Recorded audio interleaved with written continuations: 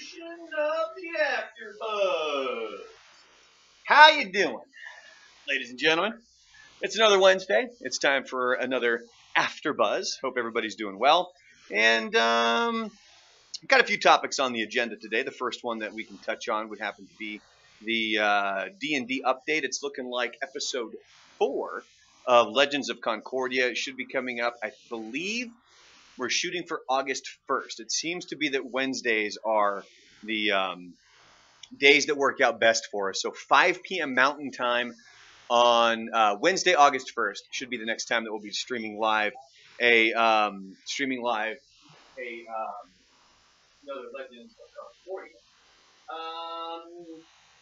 Of course, as always, if you guys would like, you are more than welcome to get involved in the YouTube chat if you are watching this live on YouTube. If you have any questions, any comments, or anything else that you'd like to put in there, by all means, fire away. Have at it. A couple of the topics today, something that got mentioned, I believe it was earlier this week. We were talking about softball. There's something to that effect, and it reminded me of playing softball back in Florida when I was down there. And it had been a few years since I'd really played a sport. I don't want to say professionally, because obviously it wasn't professional, but competitively. And at first you kind of think, oh, it's old man softball. Like, how can people get hurt? Yada, yada, yada. Well, I got hurt doing it. There was one time I remember I hit the ball to the outfield. I took off for first base. I slipped on home plate and I pulled my hip muscle. And I couldn't walk for about 2 days. Fantastic. It was my first old man injury, and I was only like 26 at the time. And but the story that got brought up in the YouTube chat was about a guy who got his jaw broken in 3 places. And I'm saying this more as like a PSA for anybody out there who might be thinking about playing softball.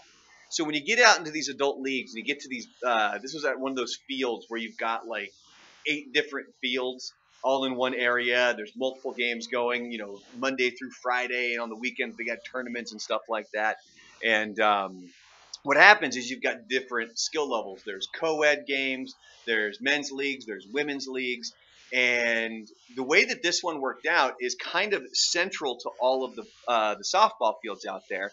There was a little kind of shack, which was a restaurant, bar. They sold hot dogs, nachos, beer, which always meant like the 9 o'clock games were great because half the people there were, a little bit tipsy. And what will happen is, if you just wanted to continue playing, if you just hung out in this area, teams were always looking for somebody to fill a spot. Like they would be short on players. So people would just come up and be like, hey, we need 2 people for our game. Or they would specify, because you have to have a specific amount of women for a co-ed game. It would be like, hey, we need 1 woman, 1 man. However it is, come on over and play with us. And when you do this, you get some pretty top-tier players playing with some people who've never really played softball. And that was kind of the team that I was on. I played baseball through my senior year in high school. But the team that I was on, the vast majority of the guys, I think our team name was the Unadoptables, because it was a bunch of guys that could not get on another team. It was just a bunch of ragtag kids who just, had never really played softball before. We sucked, by the way. Like, we constantly got the 10-run rule tallied up on us. And but there was this one game, and I kept trying to tell the guys, because this is even something that you kind of learn in baseball, is you're running through the bag, especially first base. When you're running, you take your left arm, and you bring it up, and you cover the side of your head. Because if that ball's coming in, there's nothing protecting you, especially in softball when you're not wearing helmets. So you always want to make sure that your left arm is up with your elbow bent, so it's covering the side of your face. And I had just said this like the inning before, and the team we were playing, they had recruited this one guy who, you could tell that he was one of these people that takes it kind of seriously. Like, he had the full gear, he's got the shorts, he's got the stirrup socks, and like, this dude isn't there just like, hey, let's goof around and have some fun. Like, this dude takes softball rather seriously. And a guy on my team hits a ground ball to third base. That guy scoops it up at third, and he flings the ball over, man. And about 2 steps from first base, the ball hits our guy right here on the side of the cheek, and you just hear this. I mean, it was just earth-shatteringly loud. So as he ends up taking the 2 steps into the bag, takes about 1 or 2 more steps after it, and then he just stumbles and falls. And we're like, oh my, like, we immediately thought that he kind of got knocked out, like his body naturally ran through the bag, and then he got knocked out, but he didn't. So he gets up and he's on his knees and he turns around and he's because our dugout was on the first base side. He turns around and looks at us, and it's blood pouring out of this guy's mouth. I mean, like massive amounts of blood. If you've ever seen the Bud Dwyer video, it's the guy that Richard Patrick wrote the song "Hey Man, Nice Shot" about. It's the guy that basically blew his brains out on TV. Not basically, he did. He blew his brains out on TV. Like it looked like that much blood. It was just pouring out of his mouth. So obviously we're freaking out. We're like, holy crap. So we come over and then like an ambulance gets called in. He doesn't want to take the ambulance because, of course, this is a topic we've discussed on the morning show frequently the past couple of weeks, is that ambulance bills are rather expensive. So he ends up ditching the ambulance. His girlfriend was there with him. They took him to the hospital. Next week he comes out. He broke his jaw. I believe it was in 3 places and had 3 plates put in, and he had his mouth wired shut. And I don't think I ever saw the guy playing softball after that. But it's always interesting playing adult sports because you always get a weird mishmash of people. You get the people who kind of just want to go have fun. Maybe they've never played before, and like now they want to actually go just try it out, see if they're having fun. But then you also have the athletes that they played all the way through high school. Maybe they played a little bit in college, and now they've got that 9-to-5 job and they're bored. And like they have that competitive edge, and they need to get that, their competitive fuels, churning and all, whatever you want to call it. And so that's like the hardcore people out there. And I played on all different kinds of teams out there. I played on the really low end teams, which was the one that I was actually on. And I guess I was, about 7-8 years removed from baseball, but I was still decent enough that some of the upper tier teams would ask me to go play with them. And one of those teams was super awkward. It was a corporate team where they actually had the full jerseys made for us. Like not our names on the back, but it was a button-up jersey with a number and the company logo on it. And really all it was is this guy just wanted his logo out on this field. So he bought all these jerseys, and then he told one of his employees, just go out there and just recruit people. So we recruited all these different players. Nobody knew each other. Nobody talked to each other in the dugout. It was just super awkward. A fight almost started at one point because if it's a corporate team, you have to have a minimum amount of people who work for that corporation or that company on the team. And so this was one of those guys, and he'd never played softball before. He was kind of super awkward. He was a bigger guy, not fat, but just really tall and big. And he struck out almost every time. And there was one time where he got a hit. I mean, this guy, he hit a rope. Like, remember, he's a big dude. Hits this just line drive shot into the outfield. It was like the one time this team showed life because we're like, holy crap, and everybody's hooting and hollering and cheering. And the guy ends up making it all the way to second because the right fielder booted the ball. And so he ends up on second base. And then all of a sudden, once the play's over and we started to calm down, one of the guys on the other team is just yelling at him, running up to him, getting in his face, getting ready to fight. And we're like, dude, what the hell? Like, the guy just got a hit. Leave the poor guy alone. Well, what ended up happening was he was a lefty. And when he came through and he hit the ball, he got so excited that he hit it. I guess he flipped the bat backwards. And when he flipped it, the guy who's yelling at him now, his sister was the catcher. The bat came back and it popped her in the mouth and it split her lip open. So, of course, this dude's freaking out and he's yelling at him. Benches cleared at an adult softball game because of this. I remember me and my buddy Tommy were sitting there and we were just kind of walking out to the field. We're like, what's happening here? Like, what is this? And eventually the guy got calmed down and we tried to explain it to him like, dude, this guy's never gotten, and we can't say it openly in front of the guy. So, one of the guys on our team kind of went up to the dude who was yelling at him, pulled him aside. He's like, hey man, like, look, like, he didn't do it on purpose. It's a complete accident. We're sorry. The guy, that's his first hit of the season. This was like a 5th or 6th game that year. And he didn't mean it. And he just happened to, he flipped the bat backwards and he popped her in the mouth. So eventually the guy got calmed down and, but tensions were still a little bit high, and the guy kept making just snarky ass comments throughout the whole game, which pisses me off. And I can't keep my mouth shut. So this kid was playing shortstop, and it was one of those up and down games where it's back and forth and back and forth. And I end up on second base after I hit a double and we scored a couple of runs. And the guy just kept making snarky ass comments. And I said something back to him. And it wasn't even anything clever. It was just something to the effect of, oh, like, hey, like, you can talk when you're in the lead, but we just took the lead back, so why don't you shut up, or just something like that. It wasn't even funny. It was just my own temper kind of getting the better of me at that point because this guy was just annoying. Oh, and it sets this guy off again, and so he starts jabbing at me, and the umpire comes out. The umpire threatens to throw him out because he won't shut up. And I said it loud enough so he could hear me.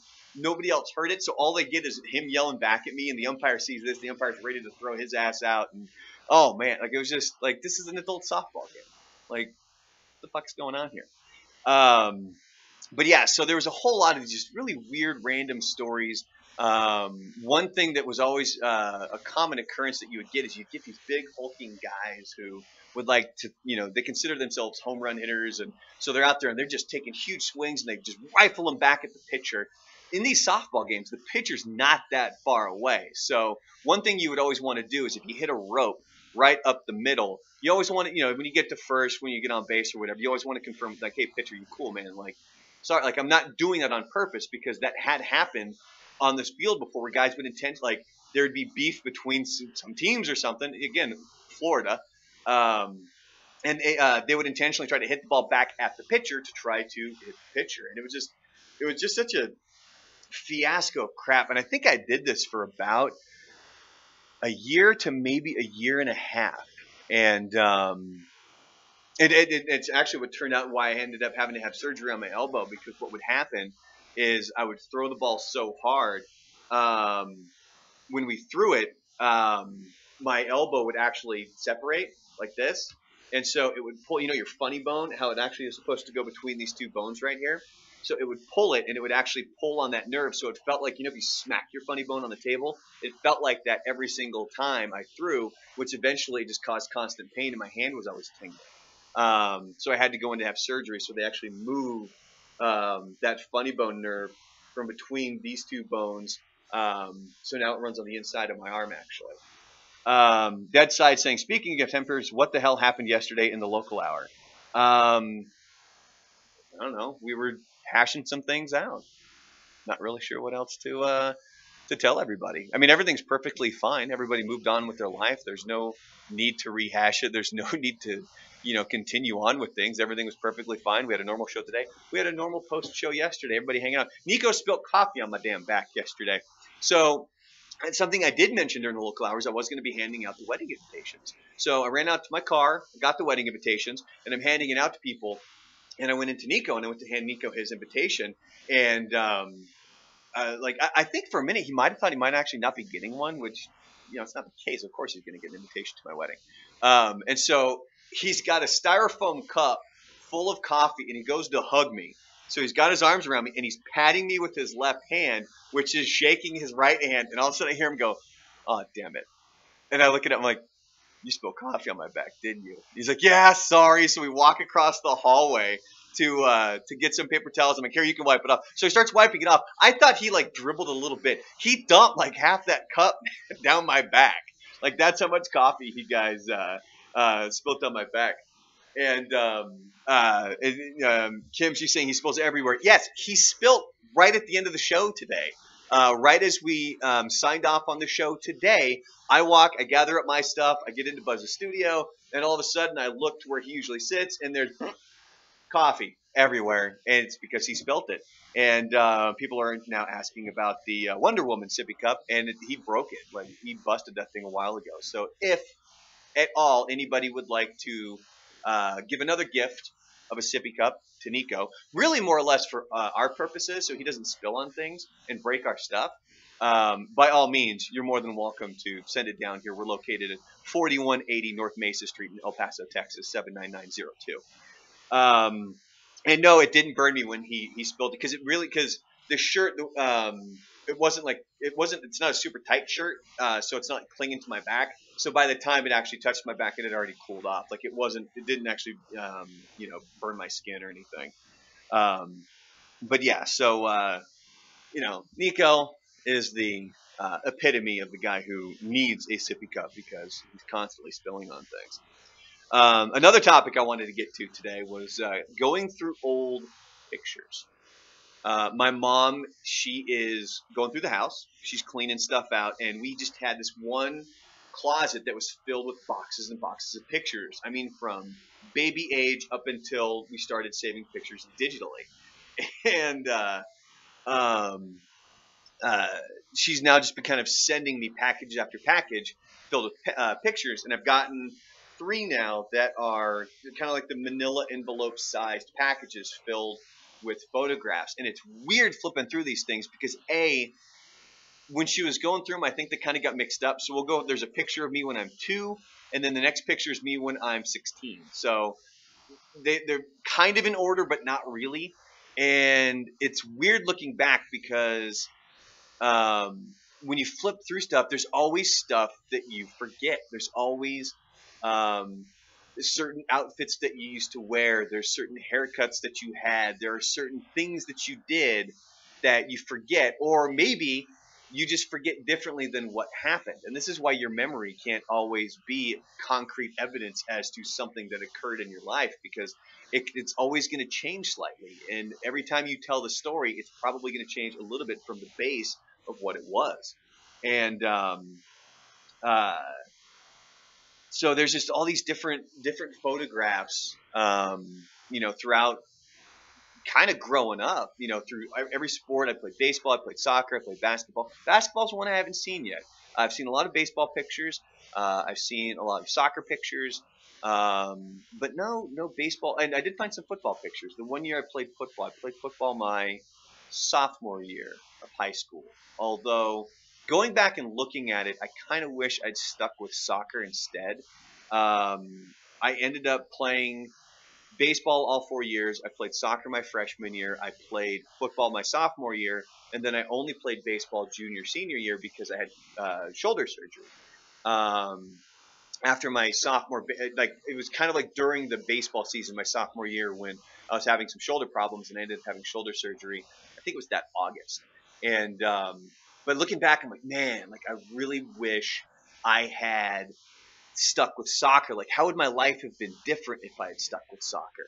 And thinking of all these different things that would be different in your life. Like, what would I have pursued? Would I have gone on to play in college? Because I was pretty good at soccer. I was on the freshman team, but that was because they needed me on the freshman team. It started out.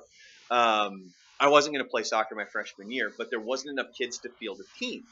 And then it got to the point where so many of the kids on the team were calling up their friends to be like, hey, man, we need people to play soccer. We don't have enough for a team. I think there was only like 8 or 9 people. So all of a sudden we ended up with too many people on the soccer team. So we ended up with a team of like 20-something, I think. And so I ended up playing, and I was the only one as a freshman who played every single minute, and they were planning on getting me ready to suit up for varsity for the next year. Instead, I played football. And they were also kind of down on me a little bit the final game my freshman year because I got kicked out of the game. Again, we're talking about temper here. Because what happened was there was this kid. It was one of the rival schools that we played, and there was always this one kid that just I was the sweeper or the stopper or whatever position you want to call it. That's the last line of defense before the goalie. And this kid, he never scored a goal on us, and it frustrated the ever living crap out of this kid. And there's this one time where he's driving or whatever, and I kick the ball out, and like we're both scrambling for the ball. I get it, and I kick the ball out, to one of my teammates, and then we go on a break. And as I'm trying to get away, the kid grabs my foot, like full on, just grabs my foot, and I'm like, what the hell? So I'm trying to pull away from the kid, and so once I do, I start to push down because I can't release my foot. So then I push down and I end up stomping on the kid's chest. And then when he starts to let go, I kick the kid in the face. Maybe a little bit on purpose. Like, I'm not going to lie. Maybe a little bit on purpose. So the referee sees this. The referee already knows that I can get a little bit physical in the games. Like, I have no problem pushing kids over. Immediate red card. I'm out of the game, and I'm trying to explain to the official what the hell. He was holding my leg, yada, yada, yada. But, of course, they don't see the initial action. They only see the reaction. So he saw me kicking the kid in the face. He didn't see him holding my foot. So it was after that the coach pulled me aside, and the coach was telling me all this stuff about how you got to control your temper. because we're trying to put you on the varsity for next year, but they're not going to want you if you're just going to get kicked out of games, blah, blah, blah, blah, blah. So anyway, long story short there. And I'm sitting there trying to think of, what would have been different if, certain things had gone differently in your life. But the more I think about it, like, it's okay to think that way, but you can't get wrapped up in it, because the reality is you're here now where you are.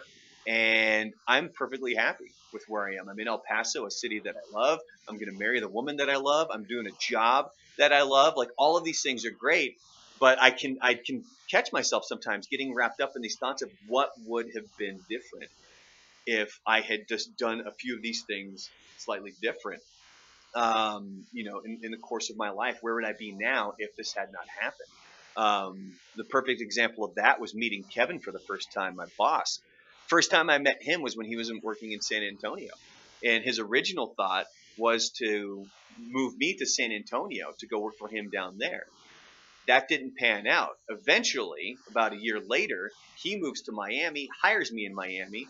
And now, I work with him there, and he hired me down here. So this is where I'm at. If he had hired me for that original job back in San Antonio, I would have never stayed with him, because when he moved to Miami, one of the stipulations in the company was you're not allowed to bring anybody from San Antonio with you.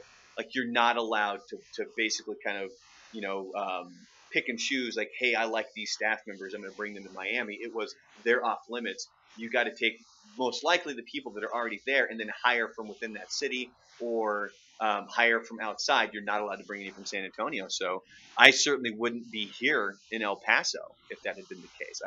Who knows? Maybe I'd still be in San Antonio, for crying out loud. You never know. It would have been a Texan a little bit sooner.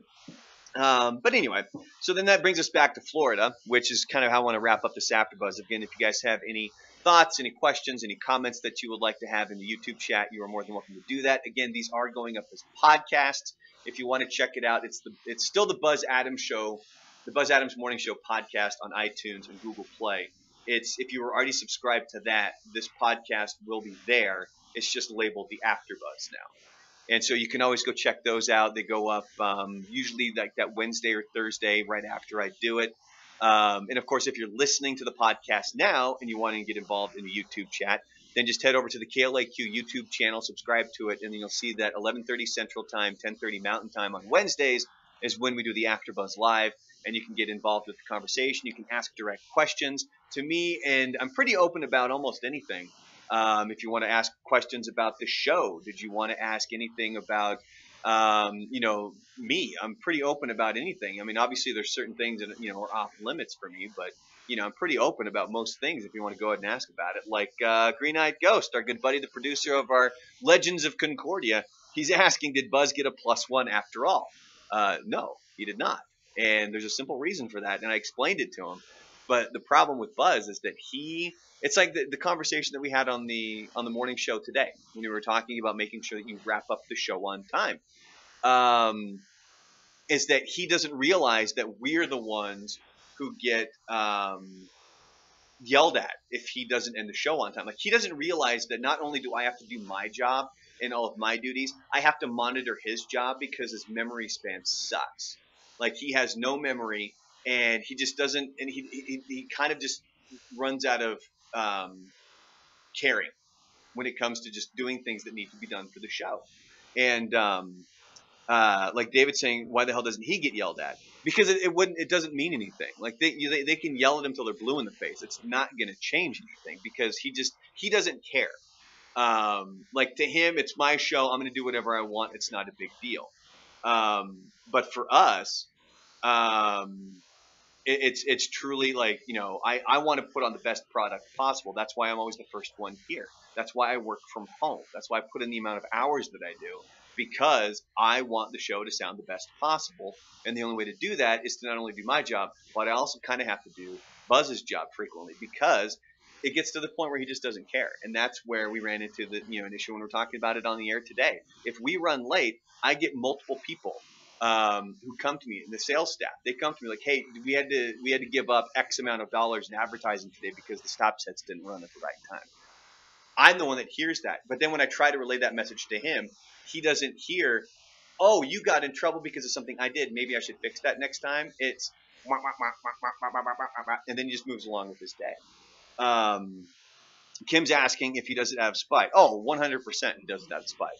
A lot of times, like he's very spiteful. He does a lot of things specifically out of spite because his thought process tends to be, well, you're doing something that bugs me, so I'm just going to do something worse back to you. I'm not like it's like he sees it as, well, you're yelling at me to break.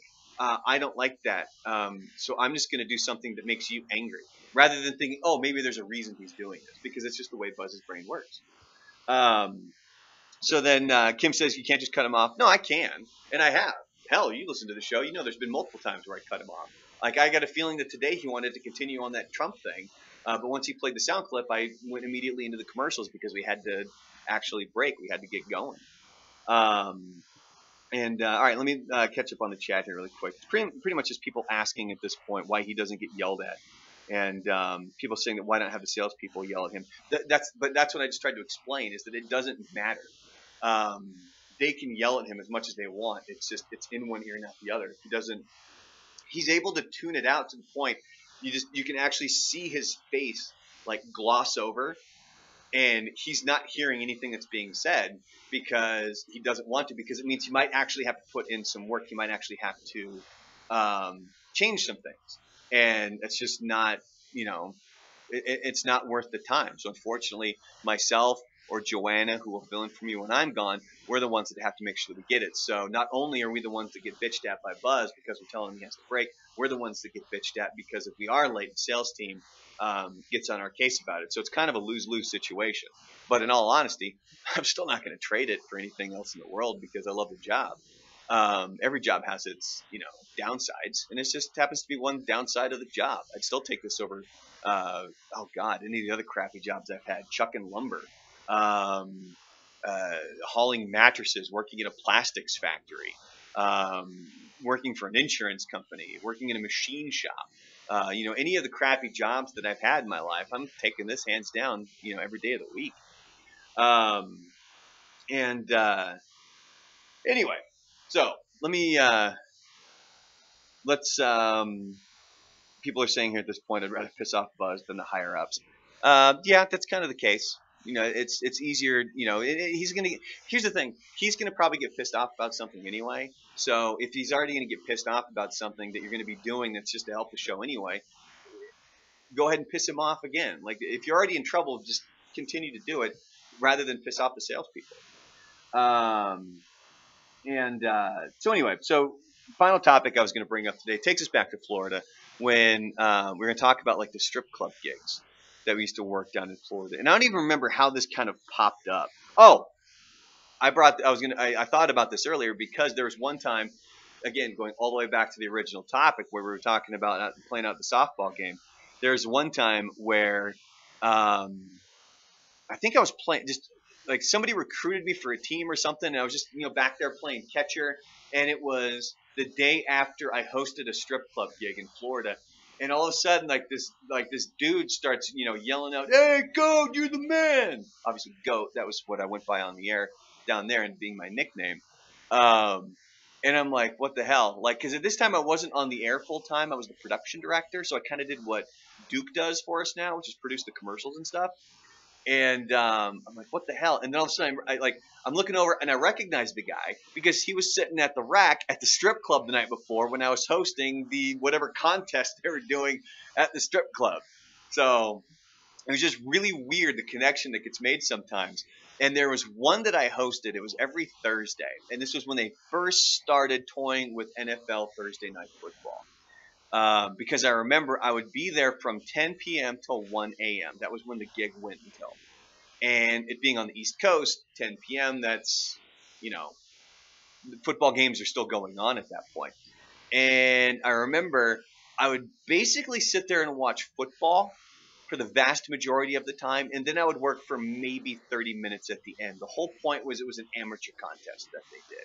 And what they marketed this as, it was an amateur contest where it was ladies in the crowd come up on stage and you could win $1,000, and if you win you get to go to the finals where you could win $10,000.